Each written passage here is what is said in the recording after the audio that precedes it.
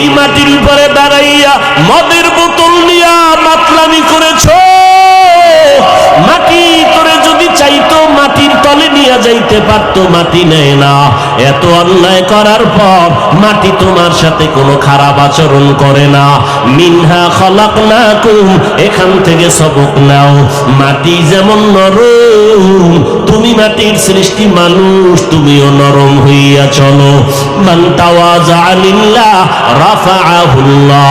মাটি যদি নরম না হইতো তাহলে এত ফলের গাছ এই জমিনে হইতো না।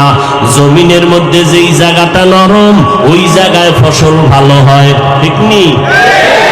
জমিনে সর সম্বল বর নয়ারত বরু তখমে আমল জয় মে গরদা। জমিন যেইটা নরম ওখানে ফসল বেশি হয়, ফসল বড় ভালো হয়। যেই মানুষ নরম হইয়া চলবি ওই মানুষের মর্যাদা আমি সবার উপর উঠায় দিব। এর মাটির মানুষ মাটির মতো নরম হইয়া চলো। গরম গরম ভাব দেখাইও না। মানুষ কেন গরম ভাব দেখায়? কয় গরম জিনিস ভিতরে আছে এই জন্য গরম ভাব। কয় কি আছে? কয় টাকা। টাকার গরমে গরম গরম ভাব। বলে আর একজনের টাকা নাই, সেও দি গরম ভাব দেখায়। কি বুঝি? কয় তার কাছে ক্ষমতার গরম, এই জন্য গরম গরম ভাব দেখায়। কারুন ক্ষমতা টাকার গরমে ভাব দেখাইয়া মুসা নবীর সাথে বেয়াদবি করে ফেললো। আবারও দিক দিয়া মুসা নবীর সাথে বেয়াদবি করে ফেললো। নমরুদ বেয়াদবি করলো ক্ষমতার গরম দেখায়া ইব্রাহিম নবীর সাথে। আর একজনের টাকা নাই, ক্ষমতাও নাই, সে দেখি আবার গরম গরম ভাব দেখায়।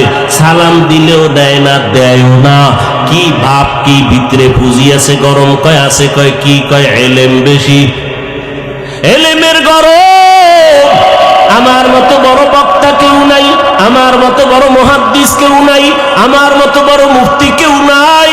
আল্লাহ কয় তুমি এলেমের গরম দেখাও, আমি অনেক কিছু জানি, অনেক কিছু জানি, অনেক কিছু জানি। আল্লাহ কয় কোরআনের দরজার মধ্যে আমি কয়েকটা অক্ষর দিয়ে তোর অহংকার জবাই দিয়া দিলাম, আলিফ লাম মিম। তুই যদি জানো আলিফ লামের তাফসীর কইরা ভিতরে ঢোক। ওখানে গিয়া কেন কও আল্লাহু আ'লামু বিমুরাদিহি বিযালিকা। আলিফ লাম মিমের বিষয় আমি কিছু বলতে রাজি না, আমার মাওলার রহস্য ভালো জানেন। আল্লাহ কয় এতই কিছু জানো, কোরআনের দরজায় তোরে মাথা নত করে দিলাম। যদি নত হইয়া ঢুকো তো কোরআন থেকে বরকত পাবি।